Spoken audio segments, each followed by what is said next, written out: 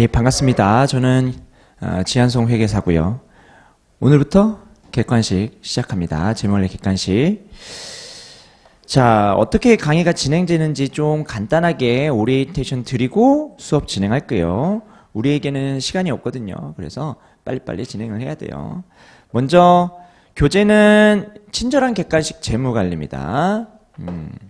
뭐가 친절한지는 저도 찾고 있어요. 해설이 친절하게 쓰려고 노력했지만 아직 부족한 것 같아요. 덜 친절해. 그래서 어쨌든 친절한 객관식 재무관리 요 교재로 강의를 진행하고요. 그 다음에 요 객관식 교재에는 이론이 없습니다. 문제만 수록되어 있어요. 약 500문제 정도 수록되어 있으니까 문제만 있다. 그러면은 개념 설명은 어떻게 하냐? 개념 설명은 온라인생들은 제가 첨부 파일로 올려놨습니다. 첨부 파일로 개념을 올려놨고, 그 다음에 혹시나 그 첨부 파일을 다 다운받아가지고 뭐 하기 귀찮다 그러면은 그거를 교재로 만든 게 있어요. 교재로 만든 게 재무관리 한방정리라는 교재고, 이거는 제가 1일 특강이라든지 그런 거 할 때 쓰는 교재인데, 이 안에 우리가 배웠던 기본 개념들을 압축해서 개념 정리가 되어 있습니다. 그리고 요 안에 뭐 문제들도 주요 문제들, 기출 문제들도 있으니까 그거 참고하시면 도움이 될 거고요. 근데 뭐 어쨌든 똑같습니다. 온라인에 첨부되어 있는 파일하고 그 다음에 이 교재가 똑같아요. 대신 뭐가 차이냐? 온라인에 첨부되어 있는 파일은 제가 디자인한 거고요. 이거는 출판사가 디자인한 거예요. 그래서 그것만 달라요. 뭐가 더 디자인을 잘했는지는 저도 잘 모르겠습니다. 이게 훨씬 잘했어요. 이게 훨씬 잘했지. 그렇죠. 출판사가 잘했겠지 나보다. 어쨌든 그런 차이다. 자, 그러면 수업 진행은 어떻게 하냐? 일단은 개념 설명 드립니다. 개념 설명 드리고 그 다음에 문제를 풀 텐데, 문제가 객관식 문제를 보시면 상중하로 되어 있습니다. 상중하. 어떻게 진행할 거냐? 여러분들 중에서는 재무관리를 심화도 안 듣고 오신 분들도 있을 거고, 그 다음에 재무관리 기본 강의 딱 한 번 듣고 오신 분도 있을 거고, 재무관리 그냥 뭐 들었는데도 거의 안 듣는 것과 마찬가지인 그런 분들도 있을 거예요. 자, 그래서 제가 조금 단계를 나눴는데, 중, 하 중에서 제가 일단은 하랑 중 위주로 딱 풀 겁니다. 중까지 풀고 개념 설명하고 중까지 풀 거예요. 그 다음에 뒤에 어느 정도 좀 정리가 되면 다시 앞으로 돌아와서 난이도 상을 쭉 풀 겁니다. 난이도 상을 풀면서 개념 정리를 한 번 더 하시면 돼요. 근데 문제의 난이도는 어렵다. 개념 정리는 한 번 더 되지만 문제 난이도는 어려우니까 이렇게 생각하시면 돼요. 내가 재무관리를 열심히 공부했다. 심화 강의까지 열심히 공부해가지고 내가 내년 동차를 목표로 하겠다, 재무관리는. 그러면은 당연히 난이도 상도 잘 푸셔야 되고, 아니다, 나는 그냥 1차만 합격하겠다, 재무관리에서 한 10개 정도, 10개 이상만 딱 맞겠다, 그러면 난이도 중까지는 확실하게 풀려고 하셔야 됩니다. 그래서 10개 이상은 맞겠다 싶으면은 맞고 싶다 그러면 난이도 중까지는 꼭 열심히 복습하면서 풀어보시면 되고, 자, 예습 복습이 있습니다, 사실. 예습 복습 이거 애매한데, 우리가 기본 강의 때는 예습 하지 말라고 하잖아요. 근데 객관식은 예습을 하는 게 굉장히 나름 효율적입니다. 그러니까 강의를 듣는 데 있어가지고 문제를 풀고, 특히나 실강생들 같은 경우에는 문제 안 풀어올 수도 있거든요.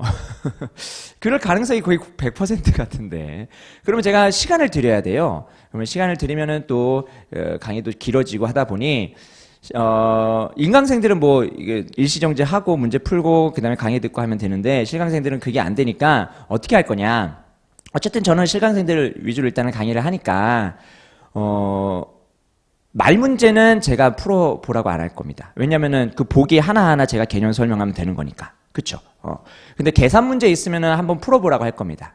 시간 주고 풀어보라고 할 거니까 계산 문제는 한번 푸는 시간을 가질 거고, 말 문제는 여러분들이 알아서 풀어오든지 그런 식으로 하시면 될 것 같아요. 됐죠? 말 문제 정도는 여러분들이 예습 삼아서 풀어볼 수 있습니다. 그러니까 만약에 내가 기본 개념이 부족하다, 그러면 일단은 뭐 강의 듣고 문제 풀고 이런 정도로 하시면 돼요. 됐죠? 자, 일단은 재무관리가 들어왔으니까 이제 재무관리가 여러분 고생이 많으세요. 이게 뭐 원가관리 회계랑 재무관리랑 같이 돌아가고 있잖아요. 시험에서 비중도 작은 것들이 두 개, 1차 시험에서 비중이 작은 것들이 두 개가 이게 동시에 돌아가니까 참 고생들이 많으신데 그래도 다 나중에 피해야 되고 살이 되는 거니까 잘 들어두시면 돼요. 자, 먼저 우리 개념부터 보도록 할게요. 개념의 제1장의 재무관리 기초. 그래서 제가 유인물 개념서랑 개념 요약서라고 부를게요. 이 요약서라고 제가 부를게요.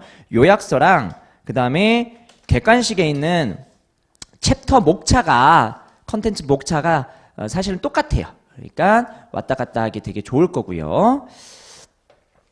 그래서 1장 재무관리의 기초부터 우리가 살펴보도록 하겠습니다.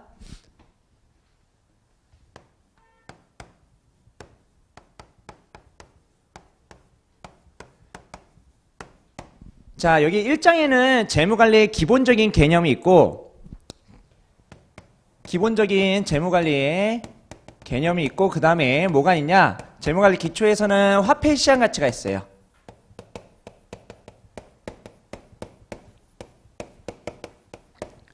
여기서는 화폐 시장 가치 크게 두 가지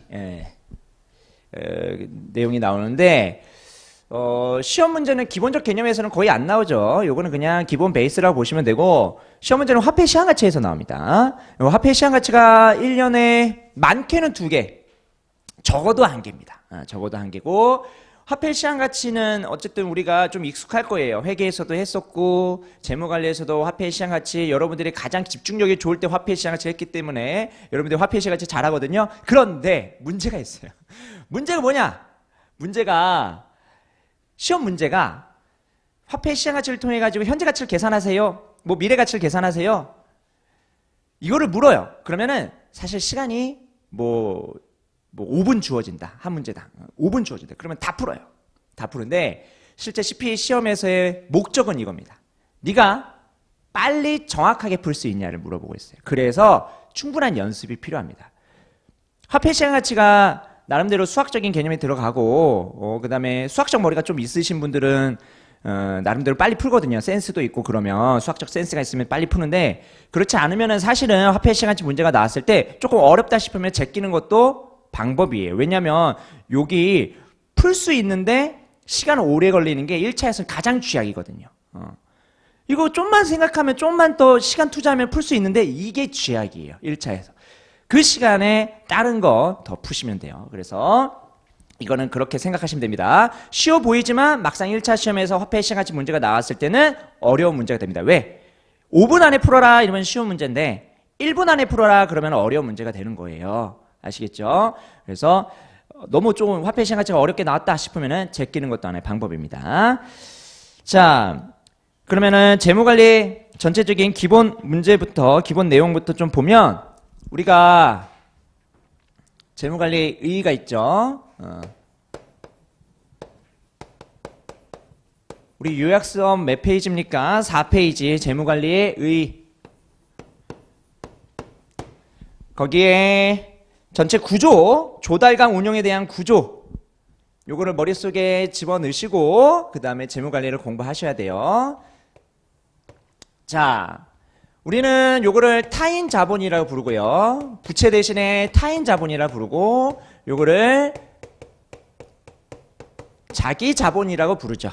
부채 대신에 타인 자본, 자본 대신에 자기 자본이라고 부릅니다. 그래서 재무관리에서는 웬만큼 이 용어를 구분해서 사용하고 있고요.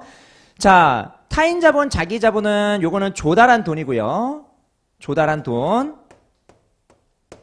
그 다음에 이거 가지고 영업자산을 삽니다.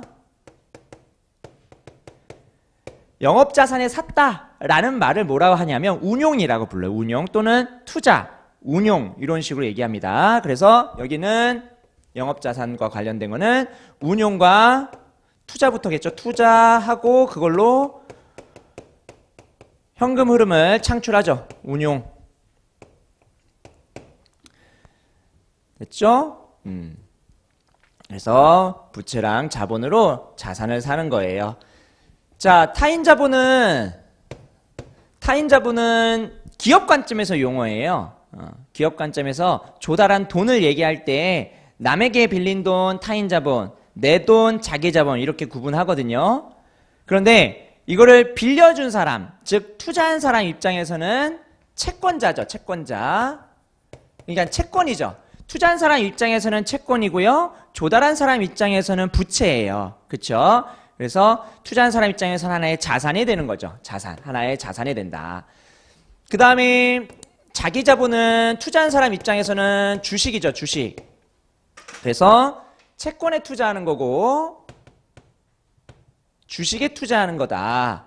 채권자랑 주주가 채권과 주식에 각각 투자하게 되면은 기업 입장에서는 채권을 발행해가지고 돈을 조달하고 주식을 발행해가지고 돈을 조달하는데 그 조달한 돈을 타인 자본, 자기 자본이라고 이렇게 부르는 겁니다. 여기까지는 어렵지 않죠? 자, 그 다음에 타인 자본으로 조달한 거에 대한 대가를 이렇게 주죠. 채권자한테. 그 다음에 자기 자본으로 조달한 거에 대한 대가를 줍니다. 그거를 뭐라 부르냐면 자본 비용이라고 불러요. 비용이라는 용어는 또 기업 관점에서 용어겠죠. 자, 그래서 여기는 타인 자본 비용이라고 얘기하고요. 그 다음에 요거는 자기 자본 비용이라고 얘기하겠죠. 자기 자본 비용. 됐죠? 자, 타인 자본 비용과 자기 자본 비용도 기업 관점에서 용어고요. 채권자 입장에서는 뭐예요? 수익률이죠. 채권 수익률. 그 다음에 주주 입장에서는 주주 수익률입니다. 됐죠? 자, 한동안은 우리가 누구 관점에서 많이 볼 거냐면 기업 관점에서 볼 거예요.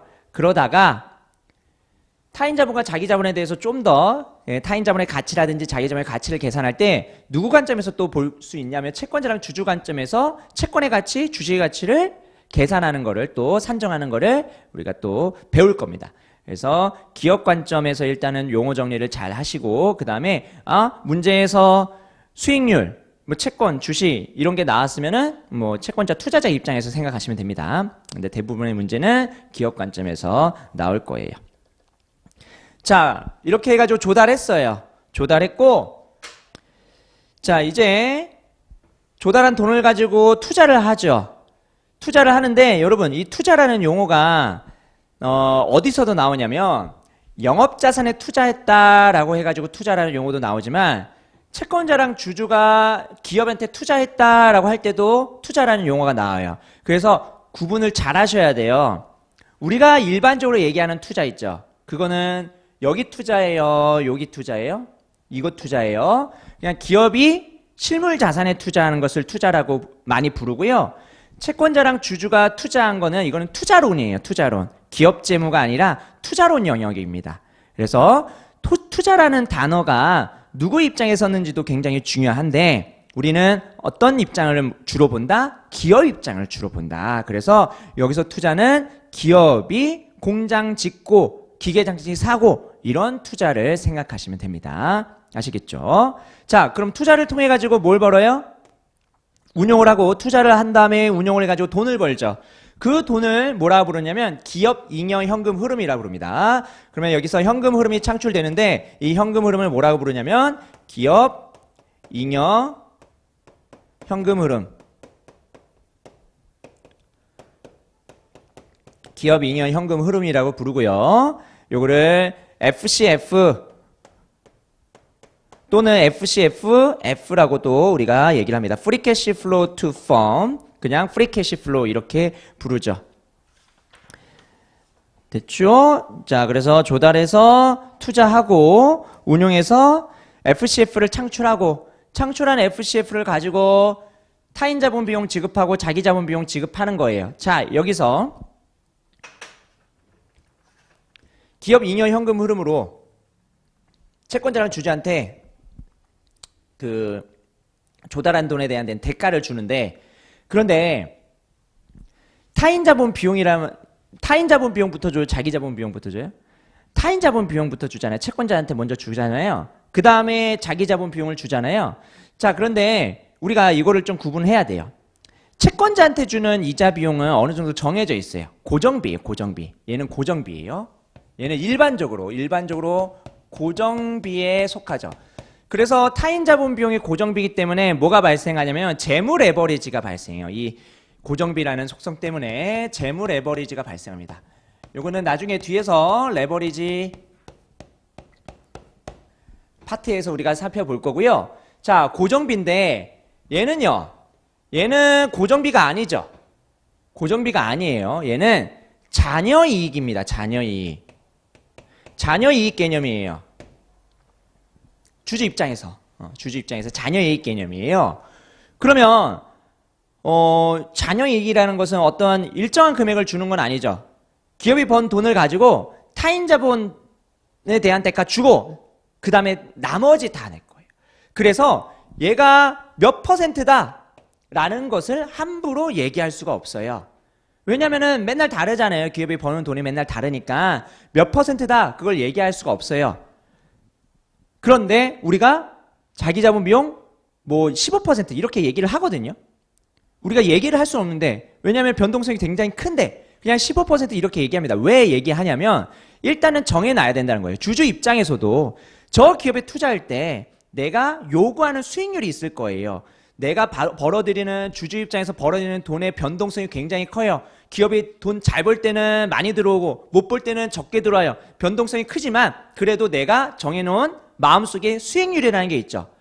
그게 바로 주주 입장에서 요구 수익률인데 그 주주 입장에서 요구 수익률을 어떻게 계산하냐? 내가 저 기업에 LG화학에다 투자했어요. LG화학에 투자했는데 거기서 한 10% 정도 벌면 좋겠어 라고 했을 때 그 10%는 뭐냐? 그 10%는 바로 저 LG화학에 대한 위험을 고려한 주주 입장에서의 수익률이에요. 그래서 만약에 내가 투자한 기업이 위험하다 그러면은 수익률이 높아질 거예요. 내가 요구하는 수익률을 높일 겁니다. 만약에 저 기업이 안전하다 그러면 내가 요구하는 수익률을 낮출 거예요. 즉 자기 자본 비용은 뭐랑 관련이 크냐? 바로 위험과 관련이 굉장히 큽니다. 이 잔여이익은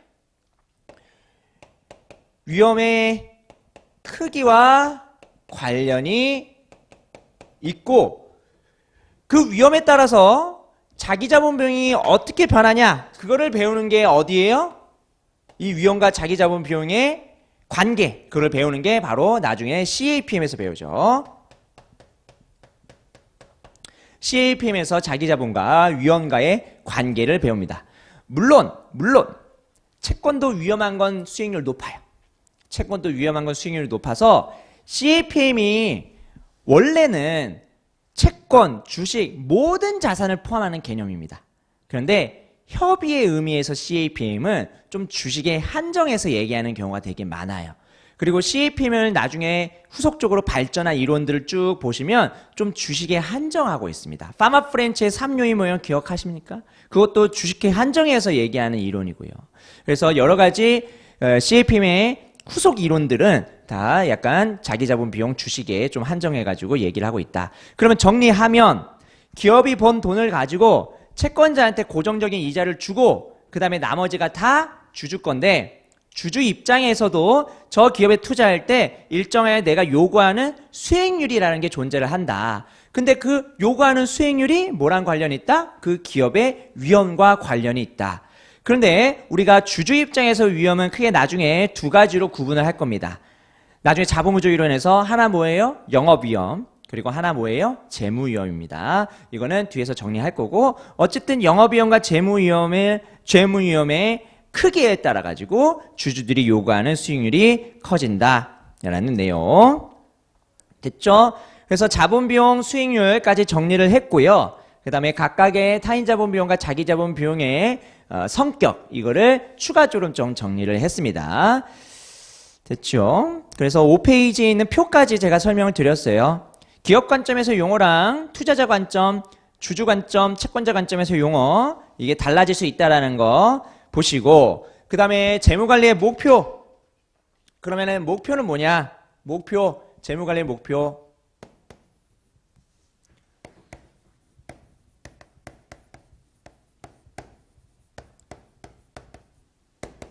자, 목표. 재무관리를 공부하는데 목표는 뭐냐면 일단은 기업은 누구 거예요? 기업은 주주 겁니다. 결국은 주주 거예요. 기업이 설립됐어요. 그 다음에 기업을 막 운영하다가 이게 사업 접어야지, 기업 접어야지 했을 때 어떻게 하냐? 청산 절차라는 걸 걸치는데, 청산 절차가 뭐냐면 기업에 남아있는 자산들을 팔고 그럼 현금화 시키잖아요. 그거 가지고 채권자 갚고, 채권자들 돈 갚고 나머지 주주한테 주는 거예요. 그럼 결국은 채권자는 돈을 투자한 투자자 입장이긴 하지만 기업이 잘 되든 못 되든 일정한 돈을 받아요. 근데 주주는 기업이 잘 되면은 돈 많이 받고 기업이 못 되면은 돈을 적게 받기 때문에 기업의 주인은 주주라고 얘기를 하는 거예요. 아시겠죠? 자, 그러면 재무관리의 목표는 보통 기업 가치 극대화라고 얘기합니다.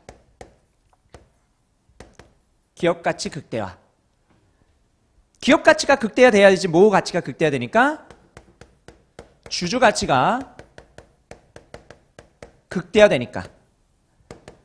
주주 가치는 자기자본 가치라고도 얘기할 수 있겠죠. 자기자본 가치의 극대화 이렇게 얘기할 수 있겠죠. 여기까지 됐죠? 기업 가치 극대화. 그래야지 돈 많이 버는 게 목표잖아요. 기업의 설립 목표가 뭐예요? 주주들이 기업을 왜 설립해요? 돈 많이 벌려고 하는 거죠. 그래서 이게 재무관리 목표인데, 자, 여기서 단서가 하나 있어요. 요게 성립되려면 부채 가치가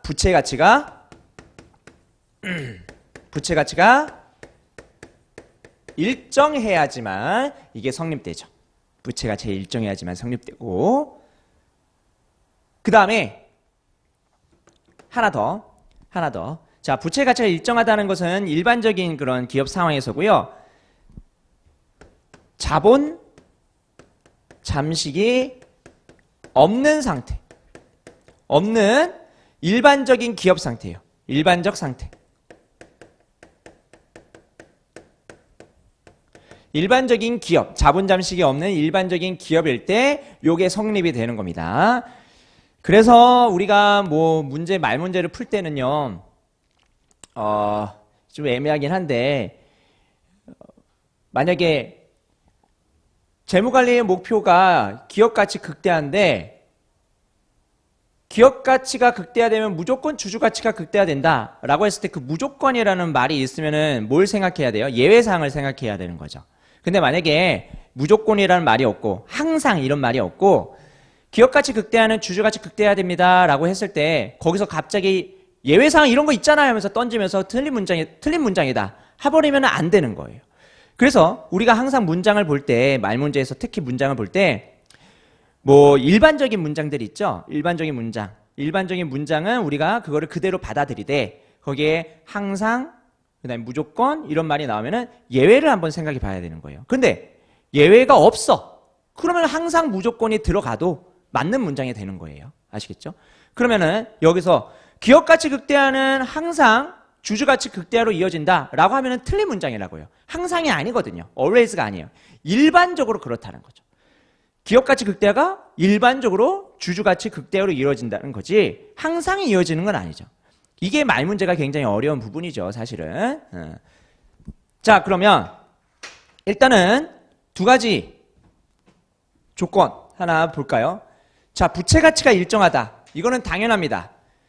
기업 가치는 부채 가치 플러스 자기 자본 가치예요. 근데 부채 가치가 50으로 일정해요. 그러면 기업 가치가 90일 때는 자기 자본 가치가 40이에요. 150이 되면 자기 자본 가치가 100으로 됩니다. 기업 가치가 60 늘어나면 자기 자본 가치가 그대로 60 늘어나요. 그래서 기업 가치랑 자기 자본 가치가 같은 방향으로 움직인다라는 게 일단은 부채 가치가 일정할 때 얘기를 하는 거고, 만약에 부채 가치가 일정하지 않다. 막 변한다. 기업 가치가 달라짐에 따라서 부채 가치도 변한다. 그러면 자기 자본 가치가 기업 가치랑 같은 방향이 아닐 수도 있는 거죠. 근데 일반적으로는 부채 가치를 일정하다고 가정합니다. 적어도 1차에서는 부채를 막 건들지는 않아요. 자, 그 다음에 자본 잠식이 없는 일반적 기업. 요거는 무슨 의미냐? 자본 잠식이 뭡니까? 현실에서는 자본 잠식 크게 두 가지가 있거든요. 부분 자본 잠식이 있고 완전 자본 잠식이 있어요. 근데 별말이 없으면 재무 관리에서 자본 잠식은 완전 자본 잠식을 얘기하는데, 완전 자본 잠식이 뭐냐? 완전 자본 잠식은 자기 자본 가치가 음수일 때 완전 자본 잠식이라고 얘기합니다. 기업 가치가 예를 들어서 40인데 부채 가치가 50이에요. 그러니까 채권자한테 갚아야 될 돈이 50이 있어요. 근데 기업이 열심히 돈을 벌었는데 돈을 까먹었어요. 그래서 기업 가치가 40이에요. 그러면은 자기 자본 가치는 얼마예요? 마이너스 10이 되는 거죠. 그쵸? 자, 그러면은 만약에 여기서 볼까요? 부채 기업 가치는 기업 가치는 부채 기업 가치 플러스 자기 자본 가치인데 얘가 50이다 라고 했을 때 기업 가치가 40이면 50 마이너스 10 이렇게 해가지고 자기 자본 가치가 음수가 나오잖아요. 자, 그런데 우리가 일반적으로 주식회사는 유한 책임입니다. 누가? 주주들이 유한 책임을 가지고 있어요. 즉 만약에 이렇게 됐다 라고 하면은 채권자한테 50을 줘야 되잖아요. 그러면은 주주가 지 자산 팔아가지고 자기가 가지고 있는 뭐 집에 있는 골동품 팔아가지고 그 다음에 부채 채권자한테 줘야 되거든요. 그렇게 안 해도 된다는 거예요. 유한 책임은 내가 투자한 돈에 대해서만 책임을 지는 거지, 만약에 기업 가치가 꼬꾸라져 가지고 부채 가치가 기업 가치보다 커진 상황에서 주주들이 거기서 추가적으로 부담해 가지고 채권자를 갚아줄 의무는 없다라는 거예요. 그래서 만약에 기업 가치가 40이면은 부채 가치는 40, 자기 자본 가치는 0이 되는 겁니다. 요거 일단은 추가적으로 잘 알아두시고요. 자, 그러면은 이게 지금 자본 잠식이라는 거죠. 지금 이 상황이 자본 잠식이에요. 채권자는 50 가져가야 되는데 40밖에 못 가져가는 거. 이게 자본 잠식입니다. 거기서 왜 기업 가치 극대화가 주주 가치 극대화가 안 되냐? 여러분, NPV가 0보다 크면 투자해요, 말아요? 당연히 투자하는 거죠. 왜? NPV가 0보다 크다는 소리는 기업 가치가 늘어난다는 소리잖아요. 기업 가치가 증가한다는 소리니까 투자 채택합니다. 투자해요. 그런데 자본 잠식이 없는 일반적 기업은 그런데 만약에 자본 잠식이 있으면은 예를 들어서 요 예시에서 NPV가 5인 투자가 있어요. NPV가 5인 투자. 그러면은 일반적인 상황에서는 무조건 해야 되거든요. NPV가 5면은 0보다 크니까 해야 되는데 해요, 안 해요? 안 해요. 왜 안 해요? 주주들이 5 벌면 기업 가치가 45가 되고요. 그 다음에 부채 가치 얼마? 45죠. 왜? 올 50까지는 부채 부니까. 그리고 주주들은 0이죠. NPV가 0보다 커가지고 투자를 하면은 기업 가치가 증가해요. 기업 가치 증가해요. 그런데 주주들이 계속 0이니까 굳이 투자를 안 하는 거예요. 왜? 좋은 일 해가지고 채권자 좋은 일 시키는 거예요. NPV 0보다 커가지고 투자를 했는데 채권자 좋은 일 시키는 거예요.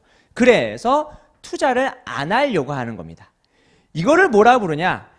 NPV가 0보다 큼에도 불구하고 투자를 안 하려는 요인. 이게 뒤에서 배울 자본구조 이론 중 대리인 자본구조 이론에서 타인 자본 비용의 여러 가지 위험 요인 중에 여러 가지 요인 중에 과소적 투자라는 요인이에요. 이거를 뒤에서 또 배울 거고요. 그래서 나중에 엮어가지고 또 얘기를 드릴 때가 있을 겁니다. 아시겠죠? 그래서 재무관리의 목표가 단순하게 이렇게만 생각하게 되면은 문제가 어렵게 나오면은 풀 수가 없어요. 그러니까 이 기업가치 극대화가 주주가치 극대화가 될 요건 이 두 가지를 잘 기억하시고 그 다음에 접근을 하시길 바라겠습니다. 그러면 5페이지까지 풀었죠? 자, 5페이지까지 풀었고 우리 5페이지까지 정리했고 우리 거기에 있는 요약서에 있는 문제는 제가 안 풀어드려요. 요약서에 있는 문제는 나중에 여러분들이 정리하면서 주요 문제들만 제가 발췌한 거니까 나중에 풀어보시면 되고, 자, 객관식 교재 객관식 교재 7페이지 보도록 하겠습니다.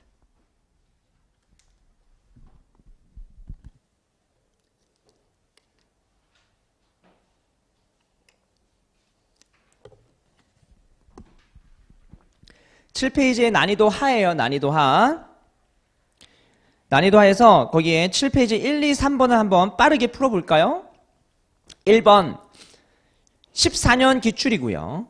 재무관리 목표에 관한 설명으로 가장 적절한 것은 거기에 배당 수익률 극대화, 고객가치 극대화, 주당 순이익 극대화, 내부 수익률 극대화, 자기자본 가치 극대화 있죠. 정답은 쉽게 고르죠. 자기자본 가치 극대화 재무관리 목표는 정답 쉽게 고르는데 나머지 보기를 한번 볼게요. 배당 수익률이 뭡니까? 배당 수익률.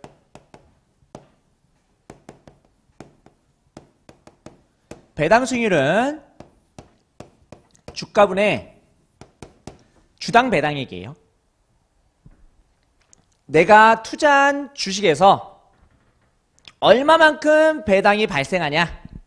이게 내가 주식 투자한 거에 대한 배당 수익률이에요. 배당 수익률. 배당 수익률. 배당 수익률 극대화가 기업 가치의 목표는 아니겠죠. 재무관리의 목표가. 배당 맨날 다르게 주는데. 배당이 적어도 기업이 유보를 열심히 했어. 배당을 적게 주고 유보를 많이 했어. 근데 유보해가지고 재투자 수익률이 엄청 높아. 그러면 기업 가치 극대화되고 자기자본 가치 극대화되잖아요. 지금 당장 배당을 안 주더라도. 그래서 배당 수익률 극대화가 기업 가치 극대화로 이어지지 않는 거죠. 자, 그 다음에 고객 가치 극대화 이건 뭐예요? 이거는 조금 뭐 경영학적인 그런 내용인데 일반 경영학에서 나오는 개념인데 삼성전자가 핸드폰을 팔 때 여러분들을 위해서 팔까요? 아이폰 13이 나왔는데 아이폰 13을 여러분들을 팔 때 여러분들을 위해서 팔아요? 여러분들 그렇게 생각할 수 있죠. 그렇죠. 생각할 수 있죠. 그런데 고객 가치를 극대화시키려고 물론 핸드폰을 파는 것도 맞지만 궁극적인 목표는 뭐예요? 애플과 삼성전자의 궁극적인 목표는 주주들 돈 벌게 하려고 하는 거예요. 그러니까 여러분들, 그러니까 고객의 가치를 극대화시키는 것 자체가 주주의 가치로 이어지는 거거든요. 그러니까 근본적인 목표는 아니라고요. 고객 가치 극대화가. 아시겠죠? 적당히만 뭐 가치 극대화시키고 돈 많이 버는 그런 기업들도 되게 많아요. 그렇죠?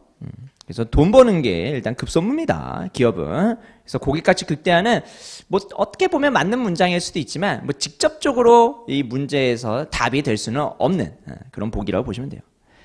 그 다음에 주당 순이익은 뭡니까? 주당 순이익. 주당 순이익은 한 주당 순이익이죠. 재무관리에서는 뭐 희석주당 순이익 이런 것들을 잘 고려 안 하거든요. 1차에서는. 그래서 그냥 당기순이익을 주기수로 나눈 거 생각하시면 됩니다. EPS죠. 주당 순이익은 earnings per share 해가지고 EPS.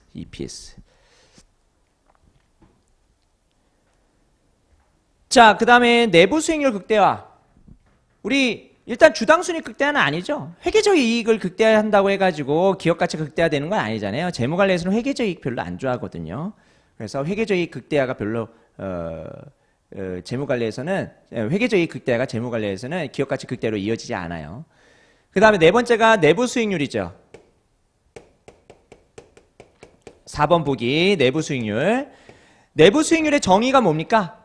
나중에 또 정리를 하겠지만 현금 유입액의 현재 가치랑 현금 유입액의 현재 가치랑 현금 유출액의 현재 가치를 같게 만들어주는 할인율, 이자율 요거를 얘기하죠. 내부 수익률은요. 투자 수익률이에요. 투자 수익률.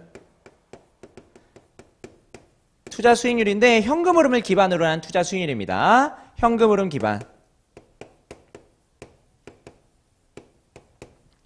현금흐름을 기반으로 한 투자 수익률이니까 내부 수익률의 정의 나중에 또 공부할 거고요. 자, 100을 투자해가지고 120을 벌었어요. 수익률 몇 퍼센트예요? 20%거든요.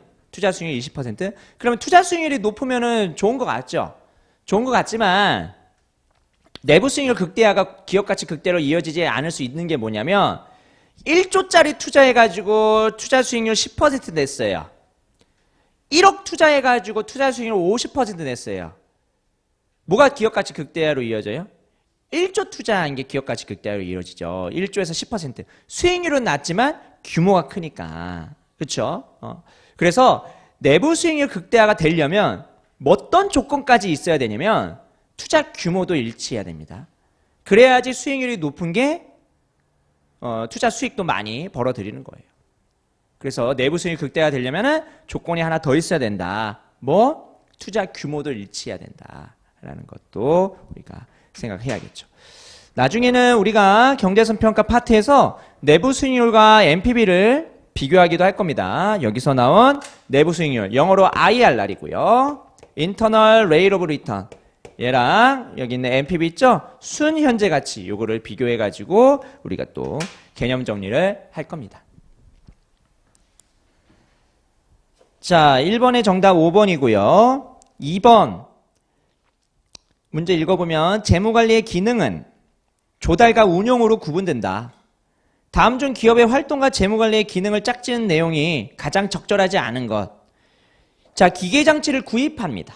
투자죠, 투자. 운용 맞죠? 제품을 생산합니다.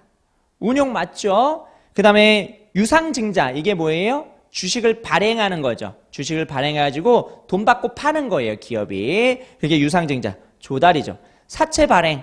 사채를 발행해가지고 돈 받고 파는 거예요. 이것도 조달이죠. 그래서 자기 자본 조달, 타인 자본 조달 각각 3번, 4번이고 그 다음에 5번 재고자산 외상 매입. 재고자산을 외상으로 샀다. 이거는 뭐와 관련된 거냐면 생산, 구매, 즉 영업과 관련된 거잖아요. 그럼 이것도 운용이죠. 운용. 조달과는 관련이 없죠.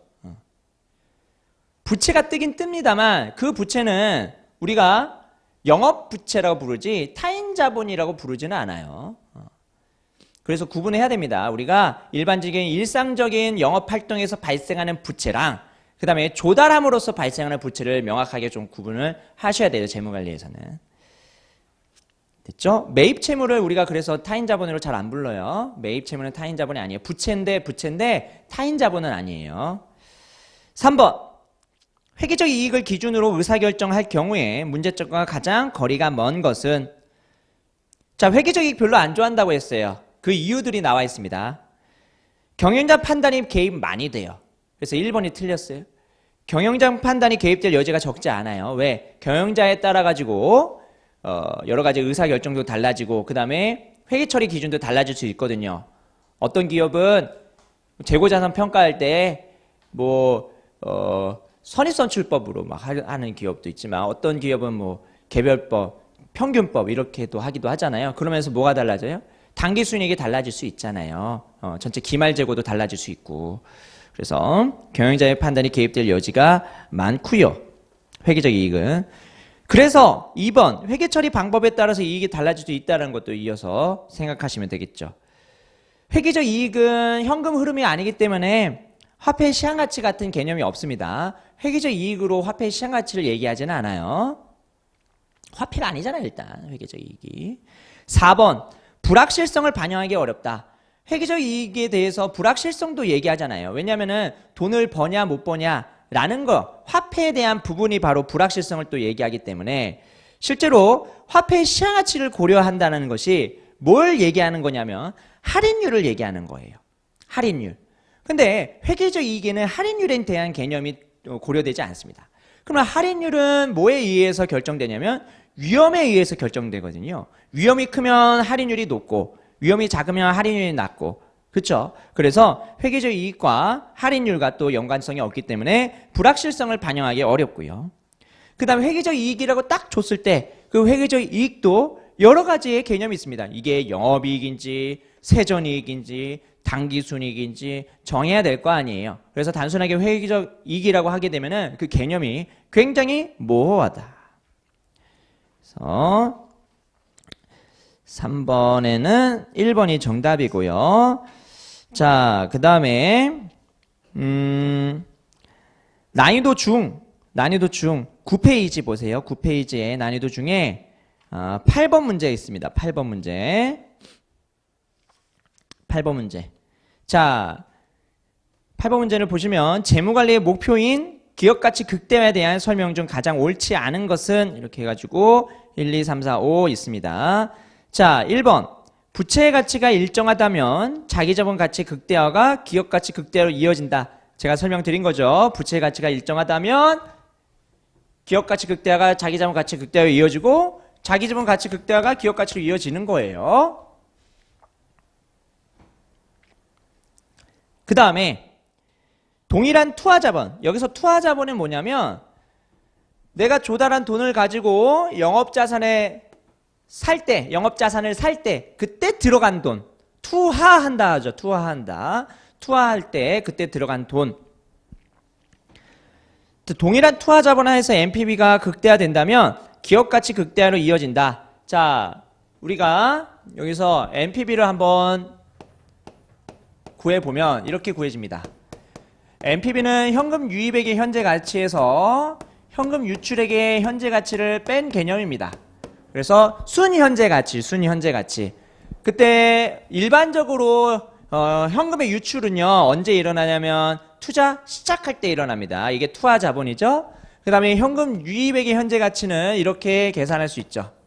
기업으로부터 발생되는 미래의 현금 흐름을 적절한 할인율로 할인해가지고 현재 가치로 구하잖아요. 이게 화폐의 시행가치죠. 그런 다음에 투하자본을 영어로 investment capital이라고 부르거든요. 그래서 IC라고 제가 많이 쓸 겁니다. 그래서 IC 제로 해가지고 이렇게 하면은 NPV가 나오죠. 자, 그러면 우리가 1차 목적으로 우리가 잘 봐야 되는 게 이런 거예요. 좀 다른 얘기를 좀 하면 종속변수와 그 다음에 독립변수와의 관계가 있어요. 독립변수. 비가 많이 오면 우산이 많이 팔린다. 그러면 비의 양과 강우량과 그 다음에 우산 판매 개수를 비교하면은 강우량이 높을수록 우산 판매 개수가 높겠죠. 정의 관계잖아요. 그렇죠? 그 다음에 비가 많이 올수록 줄어드는 것도 있겠죠. 비가 많이 올수록 줄어드는 건 뭘까? 뭐 여행객들이 또 줄어들 수 있고. 그러니까 우리가 독립변수에 따라서 종속변수가 어떻게 바뀌는지를 우리가 사회과학에서는 구별을 잘해야 돼요. 경제학, 재무관리 여기서는 이러한 이 원인과 결과 있죠. 이런 것들을 잘 분석을 해야 되거든요. 그러면 우리가 보통 쓸 때 y는 펑션 해가지고 여러 가지 변수들을 여기다가 적습니다. 여러 가지 변수들을 적어요. 그러면 y 제가 요새 골프에 빠졌는데요. 골프를 잘하기 위한 골프도 점수가 있어요. 골프는 점수가 낮을수록 좋거든요. 그러면은 골프 점수는 뭐에 연관이 있냐? 레슨 횟수. 그 다음에 얼마나 돈을 많이 쓰냐? 골프 용품에 대해서 얼마나 장비빨을 세우느냐? 이런 것도 있고. 그 다음에 뭐 여가 시간이 많아야지 또 골프를 좀 잘 치거든요. 여러분들 나중에 회계사 되면 꼭 골프를 치셔야 됩니다. 여자든 남자든 무조건 치셔야 돼요. 여자가 골프를 친다? 더 고객들이 좋아해요. 그러니까 골프는 일단은 나중에 우리가 향후에 영업을 하게 될 때 필수 요소가 되고 있습니다. 골프를 치는 사람과 골프를 치지 않는 사람이 구별이 되면서 고객들이 누구 지회에서 골프 좀 치나 하면은 예 골프를 칩니다. 그래? 그러면은 야 같이 해가지고 또 라운딩 한번 가세 이러면서 거기 가지고 골프를 치면서 이야기를 많이 나누죠. 예전에는 술집에서 막 이렇게 영업하는 게 많았다면 요새는 그런 술집보다는 이렇게 운동을 같이 하면서 등산을 간다든지 골프를 한다든지 이런 게 좀 더 많아졌거든요. 물론 고객들 중에서도 술 좋아하시는 분들 많습니다. 우리는 서비스 직업이에요. 그렇죠?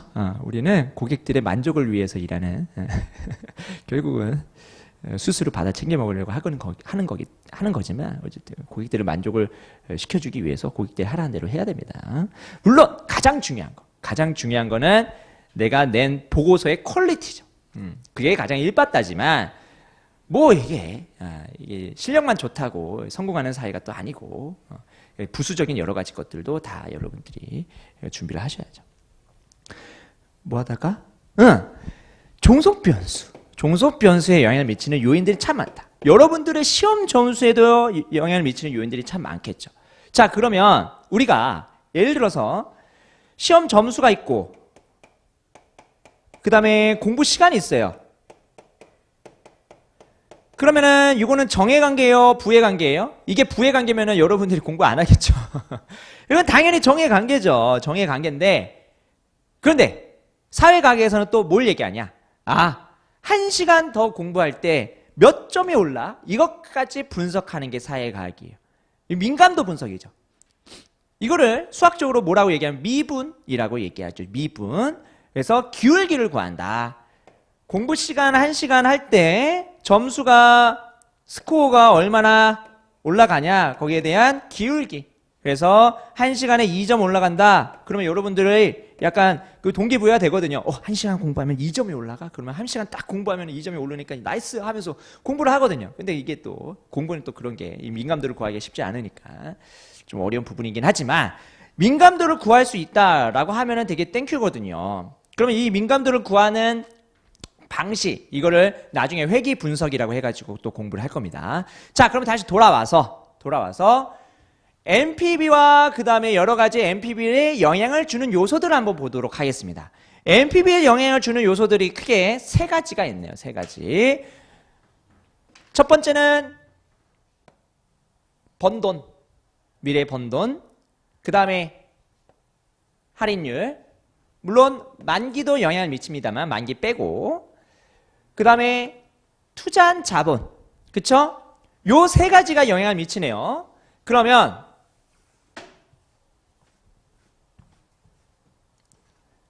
자, MPB는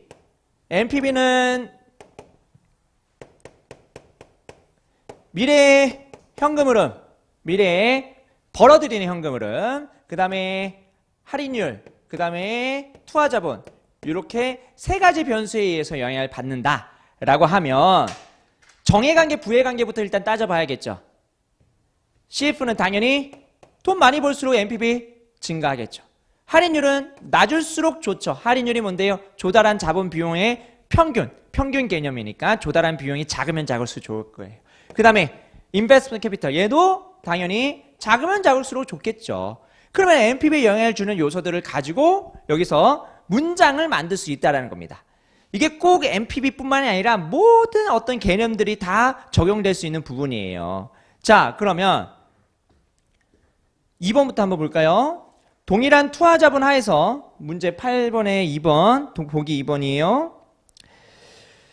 동일한 투하자본 하에서 MPB가 극대화된다면 기업가치 극대화로 이어진다. 자, 동일한 투하자본 하에서 그러면은 MPB가 극대화되면은, 자, MPB가 극대화되면은 기업가치 극대화로 이어지는 거는 또 이러한 관계가 있는 거죠. 기업가치에 영향을 주는 요소들은 부채가치랑 자기자본가치가 있는데, 당연히 부채가치 크면 기업가치 커지고 자기자본가치 크면 기업가치 커질 거예요. 근데 자기자본가치에 영향을 주는 게 MPB죠. MPB. 그러면 MPB랑 자기자본가치는 또 정해관계거든요. MPB가 커지면은 자기자본가치가 커지고 그게 꼭 기업가치로 커진다라는 식으로 우리가 또 생각할 수 있는 거예요. 3번. 증가한 기업가치 부분의 MPB는 채권자 주주에게 분배되는 것이 아니라 MPB는 누구 몫이에요? 주주 몫입니다. 채권자 몫이 아니라. 물론 또 우리가 생각이 깊어져가지고 자본 잠식일 때는 증가한 MPB가 채권자 몫이 되기도 하죠. 그쵸? 근데 우리가 그런 예외상을 묻는 게 아니잖아요. 일반적으로 증가한 MPB는 주주에게 분배해야 되는 거죠. 주주에게. 그래서 3번이 틀렸고요. 4번. 자본 잠식 하에서는 대리비용으로 인해 순위 현재 가치 극대화가 기업 가치 극대화로 이어지지 않을 수 있다. 요거 내용이죠. 자본 잠식 하에서는요, 순위 현재 가치가 0보다 크다고 하더라도 주주들이 투자를 안 하니까 기업 가치 극대화로 이어지지 못한다. 45가 돼야 되는데 45가 안 된다라는 거예요. 그 다음에 5번. 기업 가치는 자기 자본 가치와 부채 가치 합으로 구할 수 있다. 5번까지 설명드렸습니다. 그래서